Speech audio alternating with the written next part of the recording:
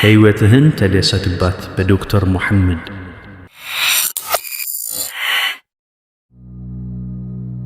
ይህ የቀልብ ዶክተር ድምፅ ነው። አልሐምዱሊላህ። ታካሚዎቻችን የሚድኑ በእኛ ኃይል እንዳይመስሎት፣ በአላህ ኃይል ብቻና ብቻ ነው።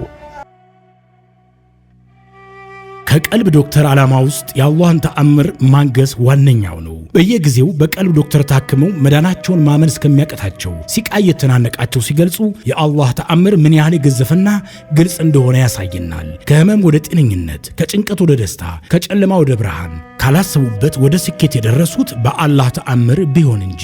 ልብ ለአላህ እጅ የሰጠና የተናነሰ ሲሆን ግልጽ ይሆናል።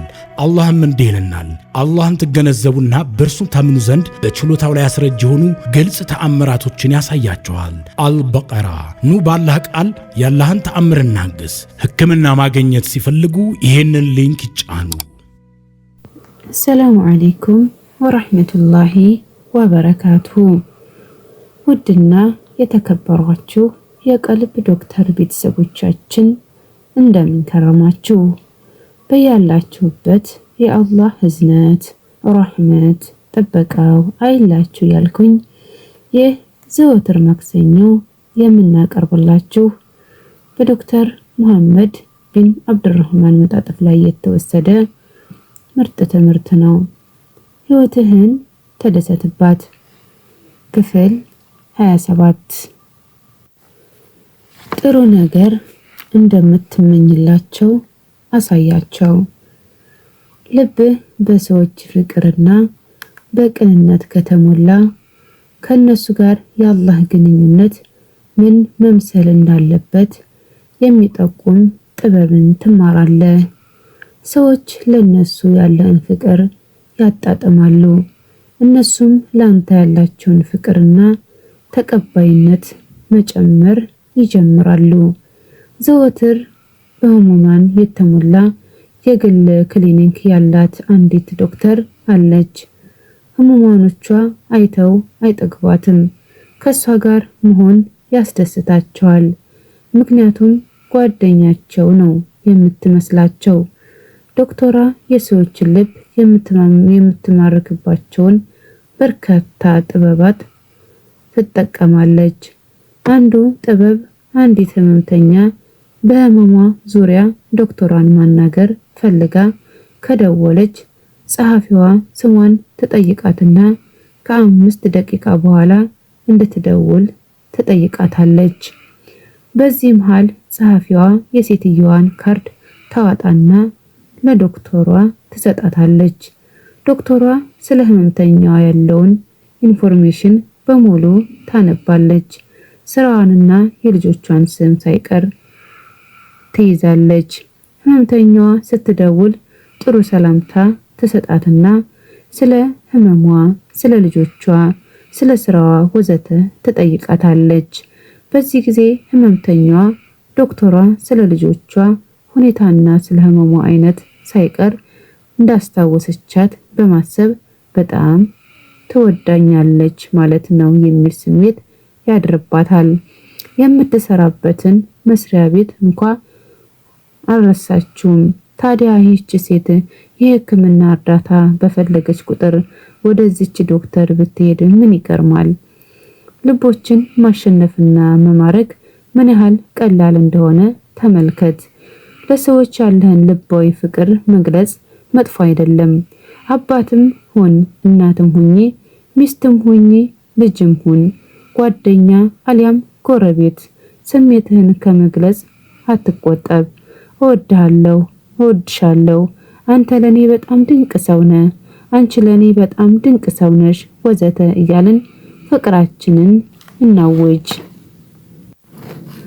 ሰውየው በግልጽ ኃጢአት የሚሰራ ሰው ቢሆንም እንኳን አንተ እኮ በጣም የምወድ ሰው ነህ በለው። ዋሸህ አይባልም።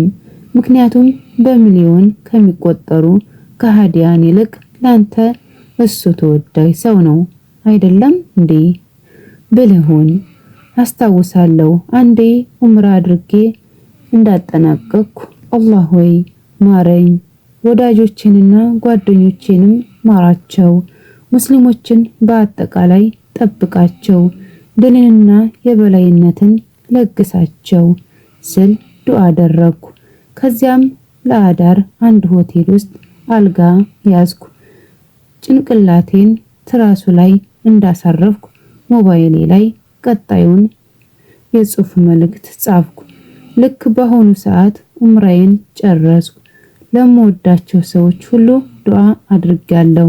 ከነሱ ውስጥ አንተ አንዱ ስለሆንክ በዱዓዬ አልረሳውህም። አላህ ይጠብቅ፣ ችሎታውንም ይለግስ ይላል።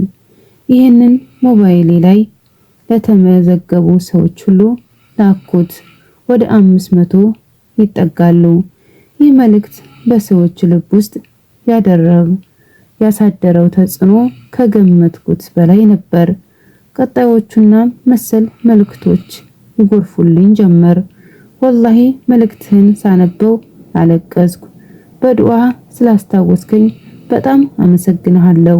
ውድ አቡ አብዱራህማን፣ ምን እንደምልህ አላውቅም። ነገር ግን አላህ ጥሩ ምንዳህን ይስጥ። አላህ ዱዓህን ይቀበል። ወላሂ መቼውንም አልረሳህም። አልፎ ሰዎችን እንደምንወዳቸው ማስታወስ አለብን። ያሉብን በርካታ ችግሮች እንድንረሳው አያደርጉንም። ይህም በጣም ቀላል በሆነ መልኩ ለምሳሌ የጽሑፍ መልእክት በመላክ ማድረግ እንችላለን። ለምትወደው ሰው ዱዓ ታደርግለትና እንዲህ በማለት መልእክት መላክ ትችላለህ።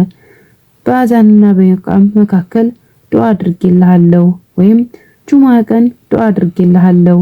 ንያህ ንጹህ እስከሆነ ድረስ ኢማንህን ለማሳየት ወይም ለይውልኝ ስትል ያደረከው ነገር አይሆንም። ይህ ከትልቅ ፍቅር እና እርስ በርስ መከባበር የመጣ ነው። አስታውሳለሁ አንዴ ጣይፍ ውስጥ በሻፋ ተራራ ላይ በሚገኝ የመዝናኛ ማዕከል ውስጥ ዱዓ እያደረኩ ነበር። ብዙ ወጣቶች በሚዝናኑበት የሽርሽር ቦታ ነው። ዱዓውን በመካፈል ላይ ከነበሩት ወጣቶች መካከል ብዙዎቹ ኢማንኛ ይመስሉ ነበር። ሌሎቹ ወጣቶች በሙዚቃና በጭፈራ ተጠምደዋል። ትምህርቱ ሲያልቅ የተወሰኑ ወጣቶች ሰላም ሊሉኝ መጡ። እነሱ መካከል ወጣ ያለ የፀጉር አቆራረጥ የተቆረጠና ጅንስ ታይት የለበሰ ወጣት ነበር። ወደ እኔ መጣና ሰላም አለኝ። ሞቅ ያለ ሰላምታ ከሰጠሁት በኋላ ትምህርቱን በመከታተሉ አመሰገንኩት። የዳኢ ፊት ነው ያለ አልኩት። ፈገግ አለና ሄደ። ከሁለት ሳምንት በኋላ አንድ ወጣት ስልክ ደወለና አወከኝ፣ የዳኢ ፊት ነው ያለህ ያልከኝ ወጣት ነኝ። ወላሂ ኢንሻአላህ ወደፊት ዳኢ ሆናለሁ አለና ውስጣዊ ፍላጎቱን ይነግረኝ ጀመር። ተመልከት ሰዎች በልባዊ ንግግርና ፍቅር ምን ያህል እንደሚነኩ። የአላህ መልእክተኛ ሰለላሁ ዐለይሂ ወሰለም በጥሩ ባህሪያቸውና እውነተኛ ፍቅራቸውን በመግለጽ ችሎታቸው ብቻ የሰዎችን ልብ ያለመልሙ ነበር። አቡበክርና ዑመር ረዲየላሁ ዐንሁም ከሰሃቦች ሁሉ በላጮች ነበሩ። ለጥሩ ነገር ዘወትር ይፎካከሩ ነበር።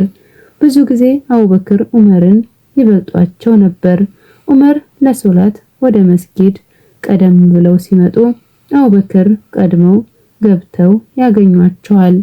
ደሃ ለማብላት ሲሄዱ አቡበክር ቀድመው አድርገውት ያገኛሉ። ዑመር አብዛኛውን ሌሊት በኢባዳ ሲያሳልፉ አቡበክር አሁንም በልጧቸው ያገኟቸዋል። አንዴ ነብዩ ሙስሊሞች ያጋጠሟቸውን ችግሮች ማቃለል ይቻል ዘንድ ሰዎች ሰደቃ እንዲሰጡ አዘዙ።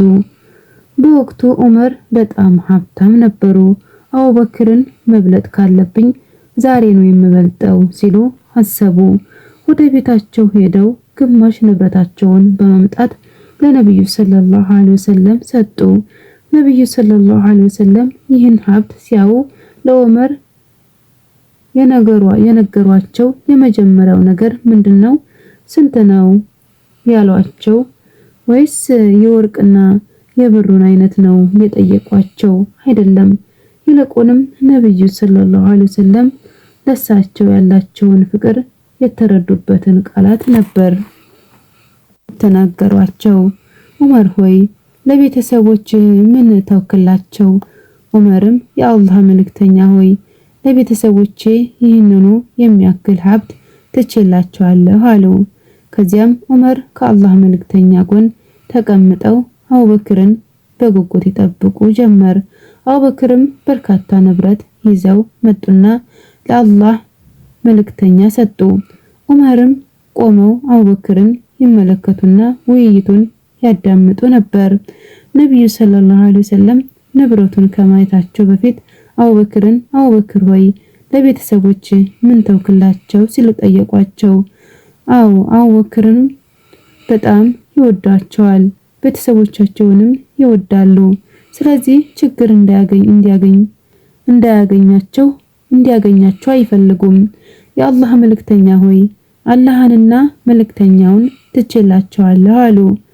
ሩብ አይደለም፣ ግማሽ አይደለም፣ ሙሉ ንብረታቸውን ይዘው መጡ። ዑመርም እንዲህ ከማለት ውጭ ሌላ አማራጭ አልነበራቸውም። አቡበክርን መቼም ቢሆን ልበልጠው አልችልም። እሳቸውም እንደሚወዷቸው ስለሚያውቁ ሰዎች ነብዩ ሰለላሁ ዐለይሂ ወሰለም እጅግ በጣም ይወዷቸው ነበር። ነብዩ ሰለላሁ ዐለይሂ ወሰለም አንዴ ከባልደረቦቻቸው ጋር ሶላት እየሰገዱ ነበር። ሶላቱን በጣም አሳጠሩት። ሶላት ሲጠናቀቅ ባልደረቦቻቸው በሶላቱ ማጠር እንደተገረሙ አወቁ። እናም ሶላቱን በማሳጠሬ የተገረማችሁ ይመስለኛል አሏቸው። አዎ በማለት መለሱ። እሳቸውም እንዲህ ሲሉ አብራሩ። ሕፃን ልጅ ሲያለቅስ ሰማው። እናትየው አሳዘነችኝና አሳጠርኩት። ሰዎችን እንዴት ይወዱ እንደነበር አያችሁ። ለሰዎች የሚያደርጉት እንክብካቤ ለነሱ ያላቸውን ፍቅር በግልጽ ያሳይ ነበር። ብቻህን አይደለም፣ ስሜትህን ግለጽ፣ እውነተኛም ሁን። እወድሃለሁ፣ ላይ እጓጓለሁ፣ አንተ ለኔ ልዩ ሰው ነህ በል። ህይወትን ተደሰትባት ክፍል 27 ይህን ይመስል ነበር። ላይክ፣ ሼር፣ ሰብስክራይብ እያደረጋችሁ ለሌሎች ተደራሽ እንዲሆን አድርጉ። ኢንሻአላህ በክፍል 28 እስከምንገናኝ ድረስ አሰላሙ አለይኩም ወራህመቱላሂ ወበረካቱ። እንኳን ወደ ትክክለኛው የአፍያ መንደር በሰላም መጡ። የቀልብ ዶክተር በሲህር በጅን በአይንናስ እንዲሁም የስነ ልቦና ጫና የደረሰባቸው የሰው ዘር ፍጥረታት በሙሉ ታክሞ የሚድኑበት ነው።